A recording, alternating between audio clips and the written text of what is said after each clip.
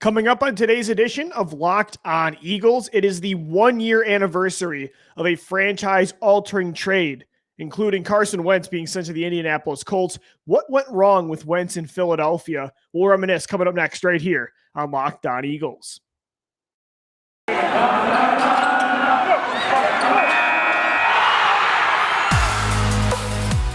You are Locked On Eagles, your daily Philadelphia Eagles podcast.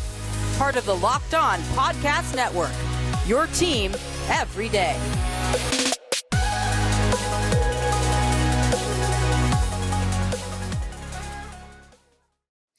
We thank you for making Locked On Eagles your first listen each and every day throughout the week, Monday through Friday. We have a podcast for you. We're your only daily Philadelphia Eagles podcast, and you can catch Locked On Eagles on all podcast platforms, as well as on YouTube in video form and on Twitter at Locked On Birds, at DiBiase LOE, and at GC24_football. Welcome into this Friday edition of the podcast, episode 5 of 5. And as I said in the cold open, it's the 1-year anniversary of one of the biggest trades in Philadelphia Eagles history. And a lot of people don't want to hear it anymore about this trade, but it is one of the most significant moments in the history of this team. And it changed the course of this team for the time being. And it taught this franchise a lot about many different avenues and aspects, I should say, about roster building, about quarterback, about the draft. And we're going to reminisce today and get into what went wrong specifically with Carson Wentz in Philadelphia, what's going on with Wentz now in the NFL, after this whole debacle with Indianapolis. There's a report today again that it's pretty much certain that Wentz is not going to be with the Colts beyond March because of, some guaranteed money that could go to Wentz after the second week of March. It's crazy that it's already been a year that the Eagles made this franchise-altering decision. And so today's going to be kind of the last time we take a real in-depth look, at least for the time being. We're always going to refer to things that happened because this was such a significant moment in franchise history that, we'll bring it up and, compare things to it as we tend to. Carson Wentz will always be a big part of this franchise's history, not only because, he was a main reason they won the Super Bowl in 2017, but because, he was a part of the biggest, boldest move the Eagles made in 2016, moving up twice up the draft board. This was a quarterback that I think this franchise has been more confident in investing in than even Donovan McNabb. I know McNabb was a second overall pick. Randall Cunningham had some amazing years in the 80s and 90s. Nick Foles is the guy that won you a Super Bowl, right? There's been a lot of players, a lot of quarterbacks this team has invested in, but not to the degree of Carson Wentz when it comes to what they traded to go get him and what they used asset-wise to try and build around him. And so it's a franchise-altering move that happened a year ago when you decided to trade that player away. Not to mention, guys, the contract we didn't even mention there that they gave out to Wentz after the 2018 season. It was a franchise-altering decision. And again, it's somebody that for 5 seasons, they went all in on building around because they believed he was going to be a player they had for a decade plus. And by the way, real quick, before we kind of get into, reminiscing, looking back at what happened, a year ago with Wentz and this organization, a lot of people know me as some people think I'm a Wentz fanboy just because I kind of see how the faults of this organization, their part in this downfall with their former quarterback. People think I'm his biggest fan and biggest supporter, even to this day, over the Eagles, which is just, absolute nonsense. I think I've, underratedly used more context in the situation that people give me credit for. But I just want to show you something. I never want to be called a Wentz stan again after a tweet that a friend of mine pulled up from the archives in 2017 after Wentz tore his ACL in that game against the Rams. For our audio listeners, I'll read the tweet out to you. From 2017, my Twitter account, I said, maybe a hot take, but I'd rather have Nick Foles for the playoffs than Carson Wentz. Discuss. There it is for you, right there. So if you ever come at me again, I'm just going to show you that tweet. It says, maybe a hot take, I'd rather have Foles for the playoffs than Wentz. Look, obviously, this is more of a joke. I think I was in post-Wentz torn ACL denial. I think I was emotional because of that horrible injury. And that at the time we all thought was the season. There was no way Nick Foles was going to do what he eventually did. Like, this is the most money take I've had of all time, but I'm not going to take a lot of credit for it. This is more of a joke because at this time I had no basis for this, right? Carson Wentz was the favorite to be MVP. I think it was more a shot in the dark, and I was in denial and trying to build up some sort of belief in myself, in this team, for me to believe in this team that they could still do what, crazy enough, they actually did. So that was incredible. My friend found that, and again, there was no basis for it at the time. I didn't really truly believe it, but just there it is. I said Nick Foles over Carson Wentz in 2017. So you can't really be a Wentz stan if you have that in your archives. But anyway, getting into, again, what happened a year ago, it's crazy. It's insane how this all transpired with Carson Wentz. And, I don't know. Regardless of what you think went wrong and why you think things happened the way it did, right? Although it's over, it was clearly over. Carson Wentz wanted to be gone. Even if the Eagles wanted to make it work to a certain degree, hiring Nick Sirianni had a lot to do with Carson Wentz. They just weren't willing to go all in, trade away Jalen Hurts, fire Howie Roseman, things that could have convinced Carson to stay. Like, they wanted to keep him, but they weren't willing to go that far. Despite all of that being the case, regardless of why things happened, it still sucks that they did happen the way they did, and that things got so wrong so fast. Even with how great the trade looks now. I mean, a lot of Eagles fans and media are taking victory laps today. The fact that it is a year removed and the Colts did not make the playoffs with Wentz last year. Before the Eagles can even use that first round pick, the Colts are already thinking about moving on from Carson. So as good as that trade looks right now, I'm not one to really take that victory lap, just because to me it's unfortunate and it shows just how disappointing this truly is, that Carson is in the spot that he is now and that he is not the Eagles franchise quarterback still. To me, it's still upsetting that this is the situation it is. Obviously, for the situation, the Eagles did as good as they can getting that trade, and the Colts look like the team really in the wrong right now.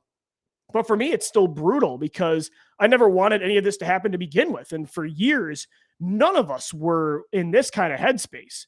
It's crazy to think, looking back now, where our heads were at quarterback from 2016 to 2019, right? And then to have 2020 happen is just, it's downright depressing.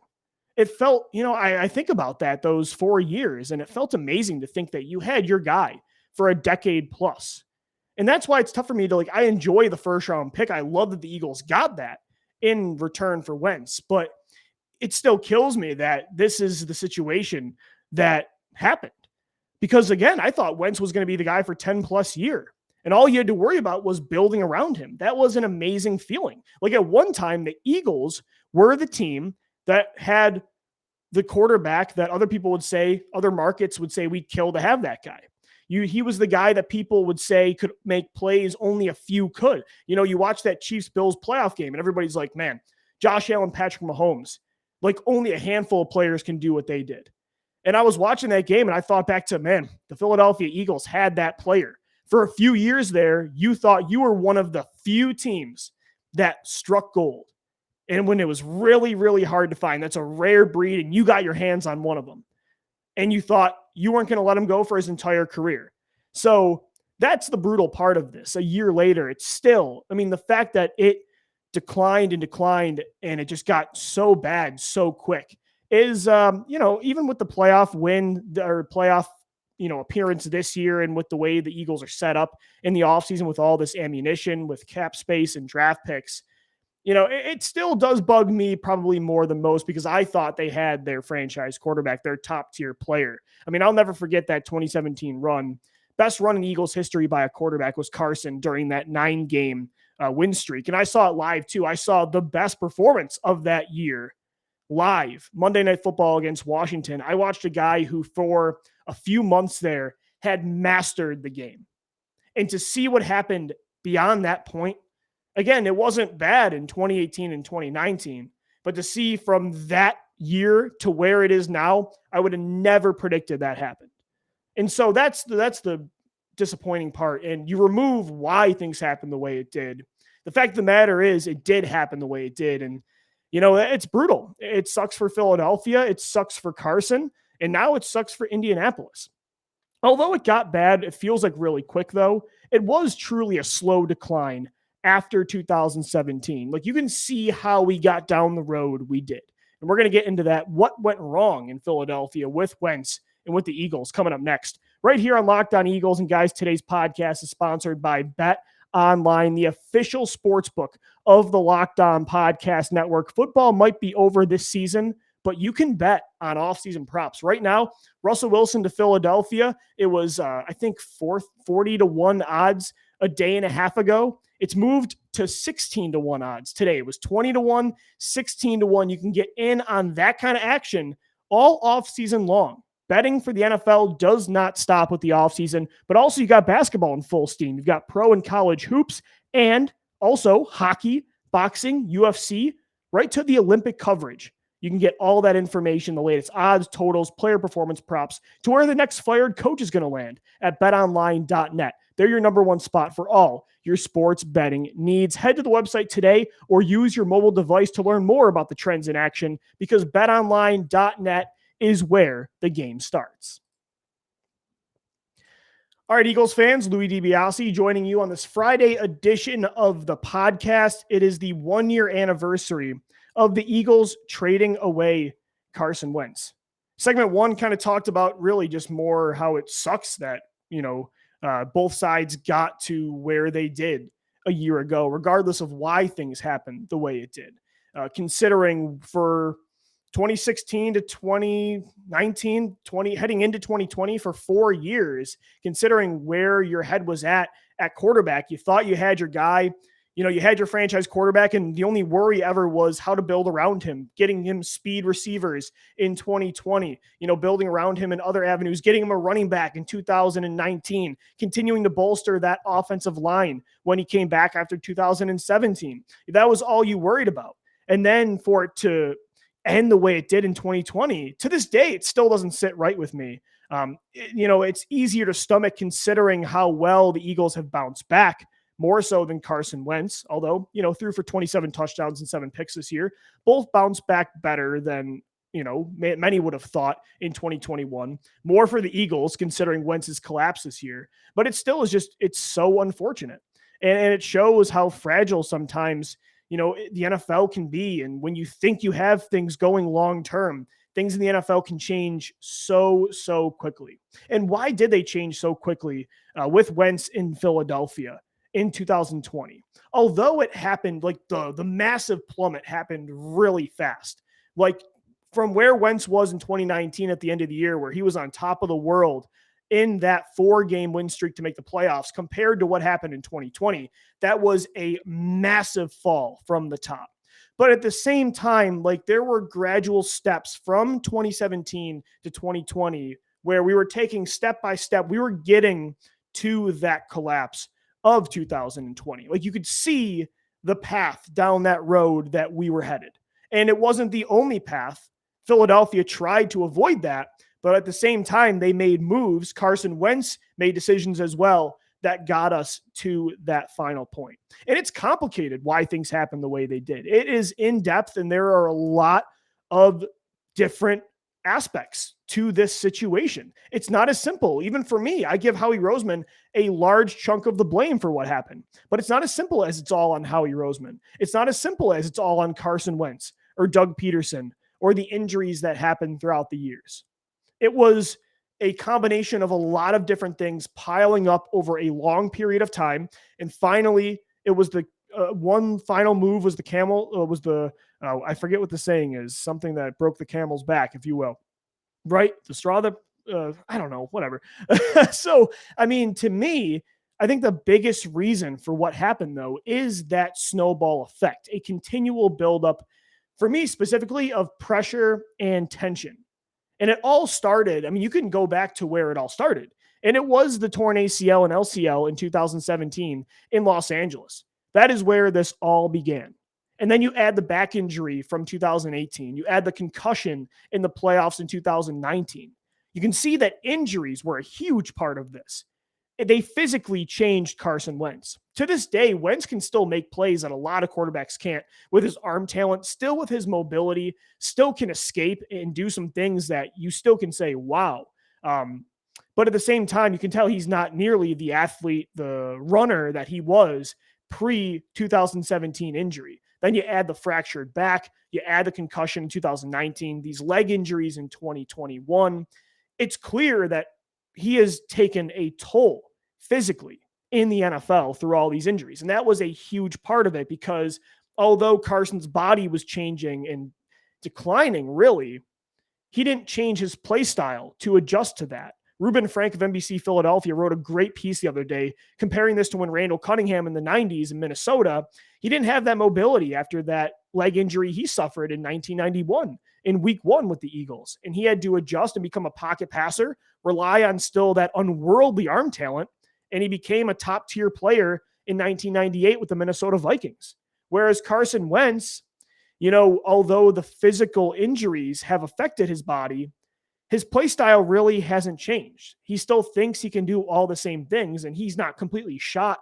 He isn't to the point of immobility like Cunningham in 98. Like, Wentz can still do a lot of great things, with improv and running around and scrambling, but it's not nearly to the point it used to be. And that's why a lot of the time when he tries those things now, they don't work like they used to, but he hasn't adjusted. It's that stubbornness from Carson that's a huge part of his downfall. It was the physical toll of the injuries. That's a big part. And that started when he got sandwiched in the end zone in Los Angeles.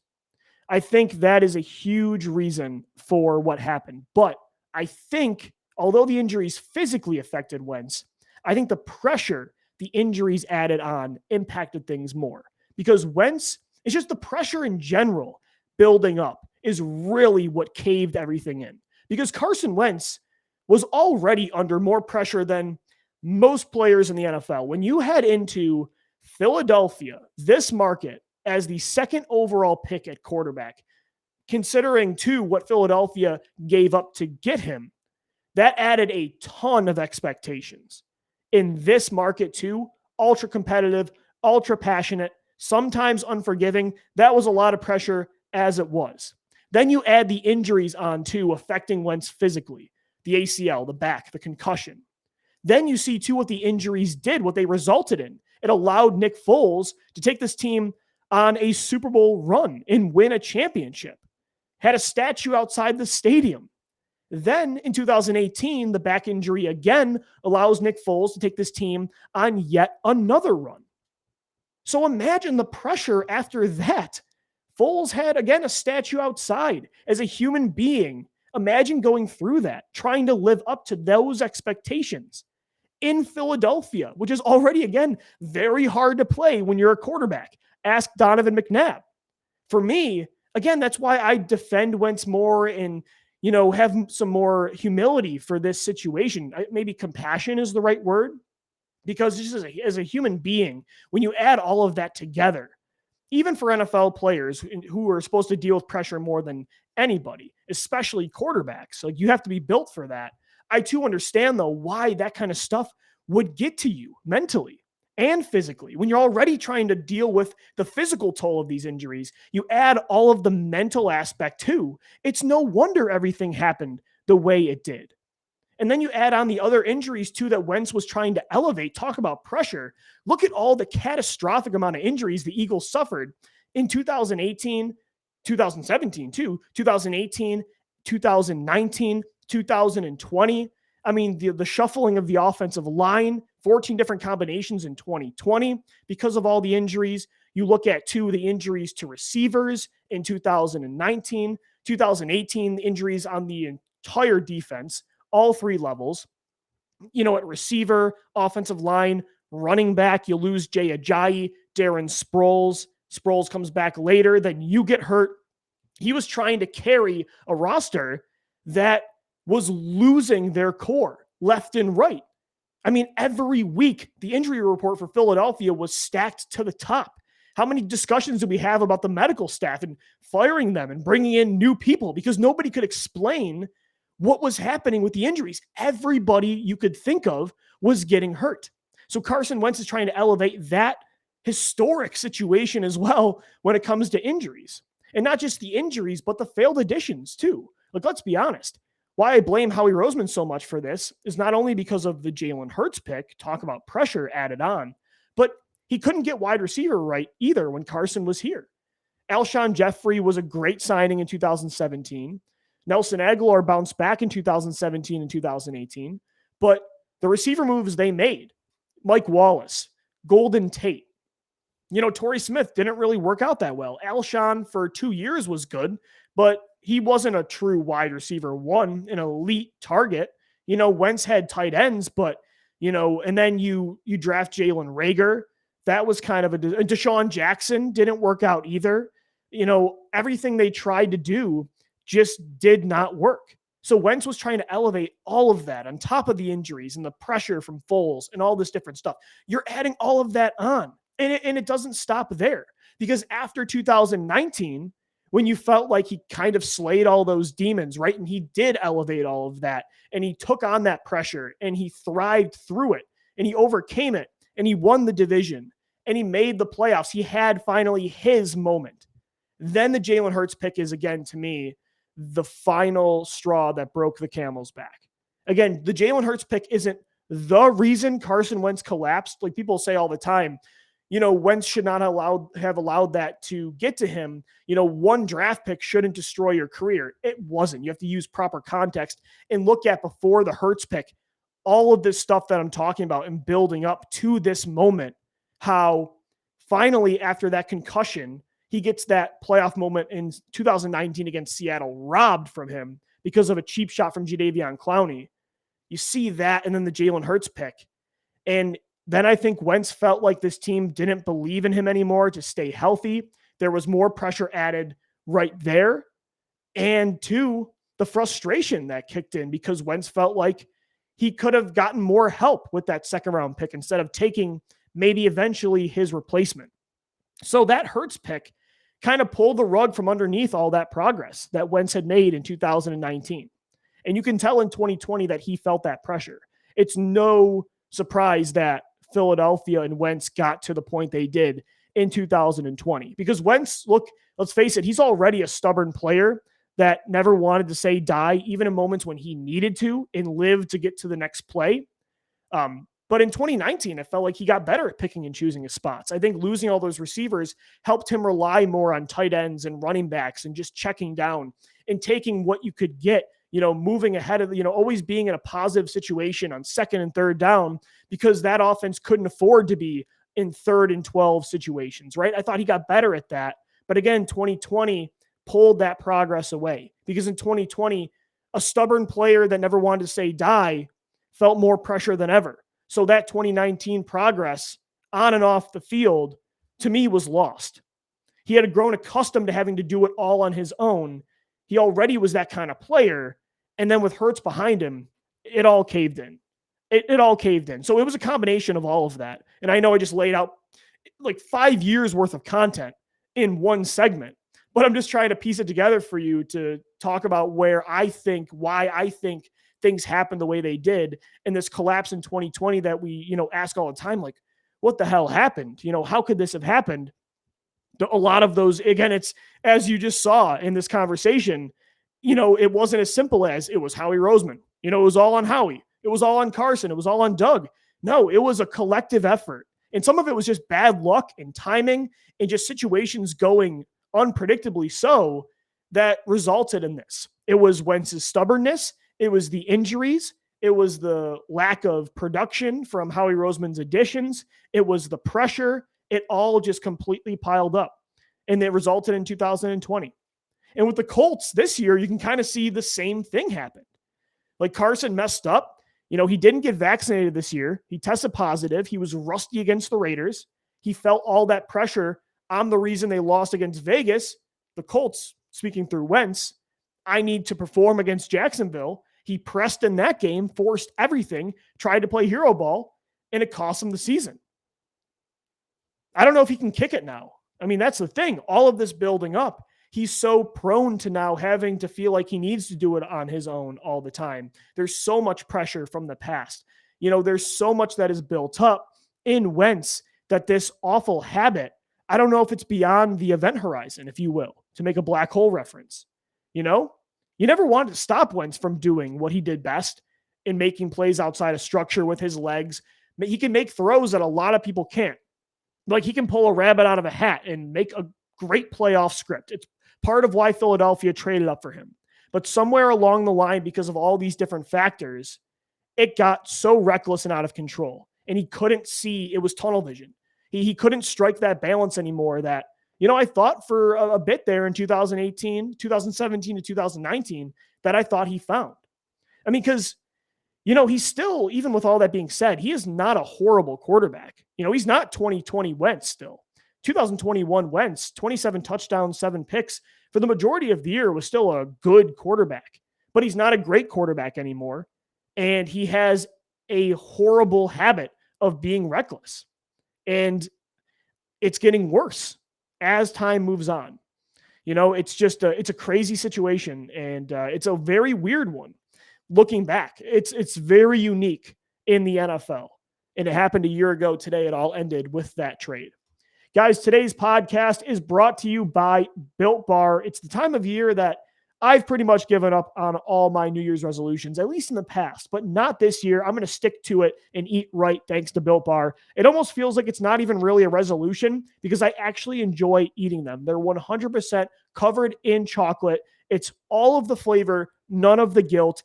Built Bars contain only 130 calories in every bar, 4 grams of sugar, 4 net carbs, and 17 grams of protein. There are so many awesome flavors I love. You got mint brownie, coconut almond, and new for this month, you got white chocolate, which I love, white chocolate cookies and cream. Low calorie, high protein, delicious bar. Also, they got the puffs right now too. They're a fan favorite with some incredible flavors. You got cinnamon churro, coconut marshmallow, banana cream pie. They're the first ever protein-infused marshmallow bars.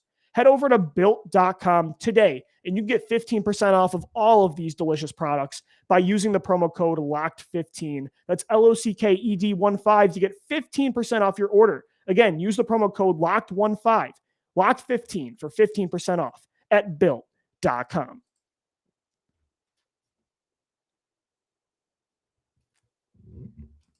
All right, Eagles fans, welcome back into this Friday edition of your daily Philadelphia Eagles podcast. It's Locked On Eagles. We thank you for making Locked On Eagles your first listen each and every day. I'm Louie DiBiase, wrapping up this week of shows. We're reminiscing about a year ago today what happened. One of the biggest trades in franchise history, a franchise-altering decision to trade away Carson Wentz. And, it wasn't all on the Eagles. It really wasn't their main decision. This was led by Carson Wentz wanting out. But at the same time, Carson Wentz wanted out because of a lot of what the Eagles decided to do. So it really was on Philly as much as it was on Carson.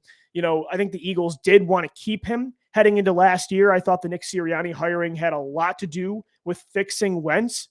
But it was too little too late.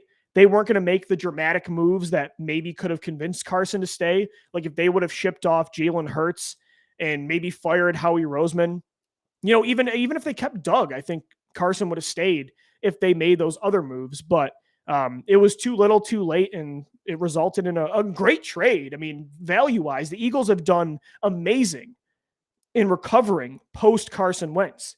And the Colts are regretting that trade way more than Philadelphia. But at the same time, it still was brutal that there had to be a trade at all. That's still the way I see it. It's still why I'm happy with what happened afterwards, how Philly has bounced back and how they're setting themselves up. But to me, I don't really take the victory lap many others do on Twitter because I hate that it even came to that. I wanted Carson Wentz to still be the quarterback and still be the quarterback we saw, for 3 years there, or 4 years in 2016 to 2019. And it just didn't happen that way. Instead, it was the worst case scenario. But luckily, the worst case scenario after Wentz did not transpire. There's a lot of what ifs with Wentz, too. I was thinking about this during the break. A lot of what ifs with his career that could have changed things, right? There are so many moments that could have had things go differently, right? What if he never got hurt in 2017? What happens? What if they win in Dallas in 2018? When they're 6-7, they go to overtime. What if they win that game and they're 7-7? The Eagles are still alive in the playoffs. They probably do not shut down Carson. I don't know if Wentz goes on that 2018 run. Who knows what happens? What if he never gets concussed by Jadeveon Clowney in 2019? To me, that's the biggest what if that I would change, because personally, 2017 was perfect and I would not change the Wentz injury. I love the Super Bowl the way it happened. Even though I think Wentz could have still won it for them, I wouldn't change what happened. What I would change is the dirty cheap shot of Clowney in the playoffs. Because if Wentz plays in that playoff game, I don't think the Eagles draft Jalen Hurts. I don't think Wentz feels the pressure nearly as much as he did in 2020. I don't think he collapses the way he did. He would still struggle with that recklessness because he was being stubborn, and I think it was getting worse at times, but I don't think it happens the way it did with that. And maybe they draft Jeremy Chin at that point or Van Jefferson. Who knows what happens. That's the moment that I would change with all these Carson what ifs. But there's other ones too. Like, speaking about Wentz, I think a whole part of why he forces things so much is because he's grown so accustomed to not being able to trust his wide receivers. Well, that happened because, what if, you didn't draft DK Metcalf? What if you did? What if you drafted Terry McLaurin or Justin Jefferson? Or you used that second round pick you took Jalen Hurts with, and you moved up for CeeDee Lamb so the Cowboys couldn't get him. A lot of those things could have changed the way things happened. And you guys know I'm a sucker for a good what if. There's a lot of them with Carson. My final question on today's show, I put this to a poll on Twitter. Was Carson Wentz's career in Philadelphia a success? So a little backstory about this poll. I posted this morning, and here's how petty somebody is in Philadelphia and still how salty some are about the way things went with Carson. I put up this poll, and there was about 40 votes at 11 a.m. 80% had said, yes, Wentz's career in Philadelphia was a success, at least for the Eagles from a team perspective, right? I'm watching this poll go live. I'm watching the votes go up and down, and suddenly the votes spike from 40 to 180 tallies. And suddenly it's 90% no, it was not a success on this poll. And yet the engagements on Twitter still were at 40. So 40 people had still engaged and clicked on the vote. So did somebody buy votes? And I would love to know who did it. Please, if you did it, I'm not even mad. I'm impressed. And I want to know, that is petty, awesome sports Twitter. If you spent money on my poll, please hit me up. That was hysterical because the engagements, people forget, I think, that Twitter has analytics, and it still said there was only 40 votes. So that was hilarious. But an update on the poll now, it did even out. 61% of fans and our listeners say, yes, Carson Wentz's time with the Eagles from 2016 to 2020 was a success. 39% say no. Again, I'm not sure how many actually say no with somebody that maybe bought votes. This is interesting. From a perspective of what you gave up for Carson, what was supposed to happen, how long you were supposed to have him. It was not supposed to last for only, 5 seasons there. But at the same time, so through that lens, it wasn't a success for what was supposed to happen. They didn't reach the ceiling.